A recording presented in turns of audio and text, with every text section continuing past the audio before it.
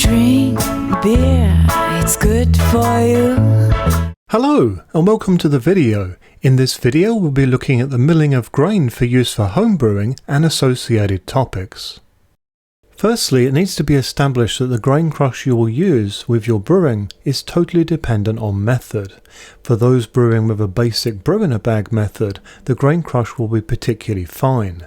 This level of crush is suited to this method but is not very suitable at all for the more popular way to brew your own beer at home within all-in-one brewing systems. In this video I will just cover milling grain for these common all-in-one brewing systems like the Grainfather and Homebrew Brewzilla.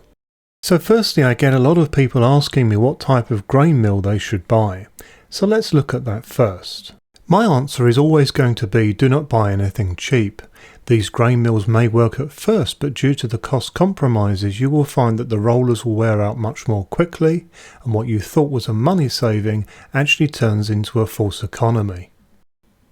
I personally use this mill, which is a Monster Mill 3 Pro version.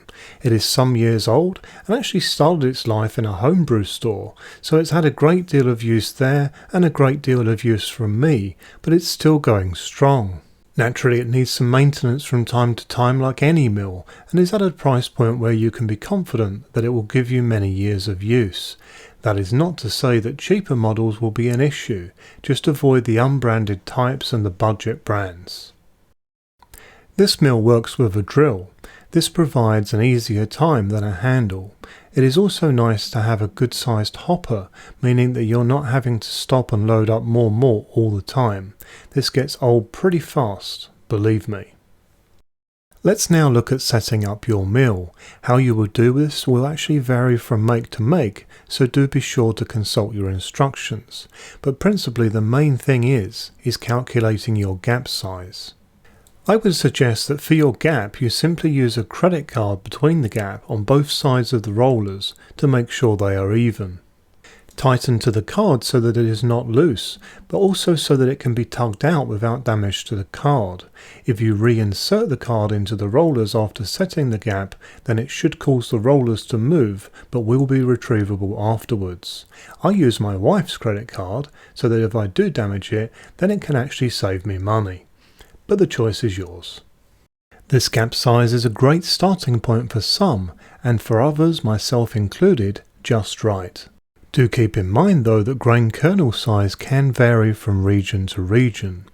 There is a standard worldwide credit card thickness though, so this works well, but naturally you are going to be at a width more than this by following this method.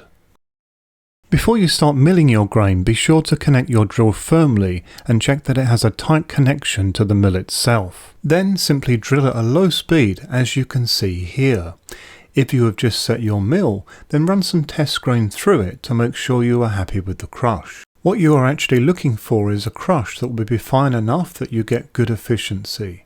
Have an easy but reasonable sparge time, so not super fast, and that there will be no evidence of astringency from grain particles that have fallen out of your grain basket and are now within your wort. Here is what my crush looks like. Do note that you cannot see many small particles.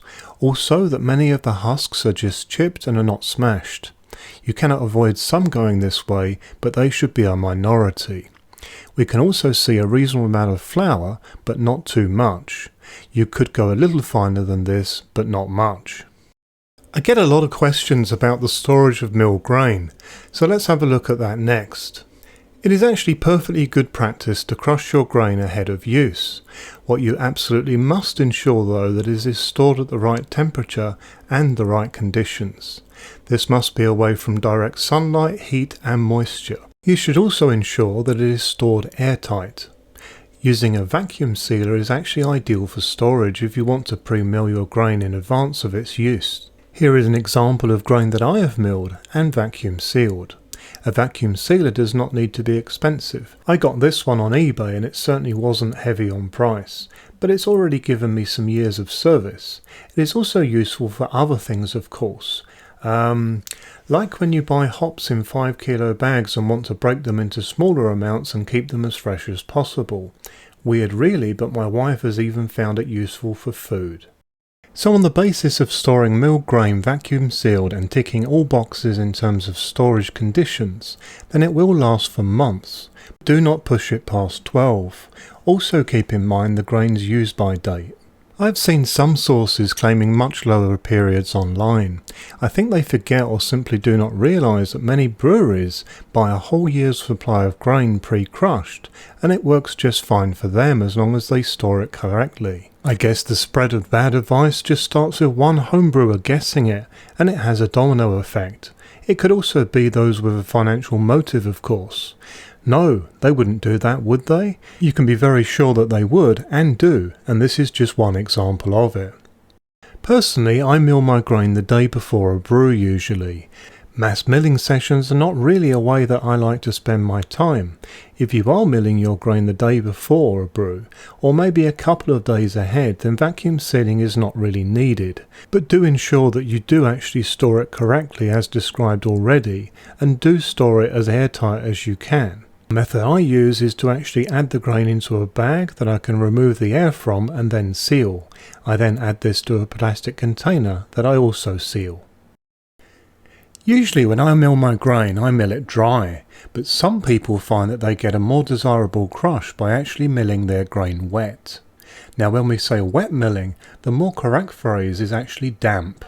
The way to do this is to get a spray bottle of water and whilst mixing the grain in a bucket, spray in some water until you can feel that all of the grain is damp. Some like to leave this for a period of time and some just get on with it. What this will do though is actually correct some grain mills that, no matter how hard you try to adjust them, you either get a crush that is too smashed or not milled enough. By dampening the grain, the end result will be that you will have less kernels that are smashed. So this is a good thing to try if you're having these types of problems. And finally, it must be said that the location that you mill in is an important choice. I would suggest that you mill outside, as this avoids any issues. If you mill inside commercially, then by law in many countries you should have air extraction and masks for staff. Without this protection, if you're milling for a relatively short amount of time, then you can expect a sore throat, a runny nose and a chesty cough to match. If you absolutely must mill inside, then a mask is strongly advisable due to all of those fine particles in the air. You will find that they simply get everywhere also, so you might want to put sheeting down to save yourself some hassle of cleanup. Opening windows and a door to the outside will also be helpful. This now brings this video to a close. If you have any questions, then please let me know via YouTube or Facebook. I do hope that you found this video to be useful, interesting and enjoyable. If appropriate, then please like this video on YouTube, and if you've not done so already, then please subscribe. I regularly post new content. Happy brewing!